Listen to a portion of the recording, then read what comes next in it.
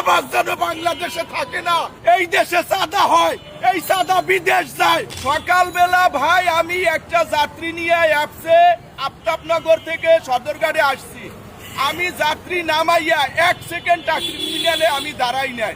Terminal থেকে আমি বের হওয়ার সময় 2 জন লোক হলুদ পোশাক পরা, দেখতে একদম চোরের বাচ্চার মতন চেহারা।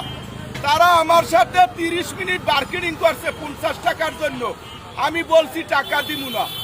এর মধ্যে একটা ঘটনা হইলো, আমি 3 দিন যাবত গাড়ি চালাই না, আমার টাকা পয়সার সমস্যা।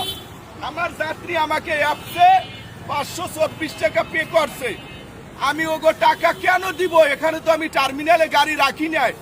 দেশবাসী এটা দেখবেন, এই টার্মিনাল কোন সরকার লিজ দিয়েছে, কত টাকায় লিজ দিয়েছে, এই খানকির বাচ্চারা কার জন্ম, ওদেরকে একটু এই দেশ যেন দেখে, ওদেরকে মুসির চেয়ে খারাপ দেখায়। এবং আমি ভবিষ্যতে এই দেশে চাই কোনো চাঁদাবাজ যেন থাকে না। এই দেশে চাঁদা হয়, এই চাঁদা বিদেশ যায়। চাঁদাবাজ যেন বাংলাদেশে থাকে না, মুসির যেন থাকে না, ছোট লোকের বাচ্চা যেন থাকে না। এভাবে আর কতদিন? ভোট দিন পরিবর্তনের পক্ষে, ভোট দিন ন্যায় ইনসাফের পক্ষে।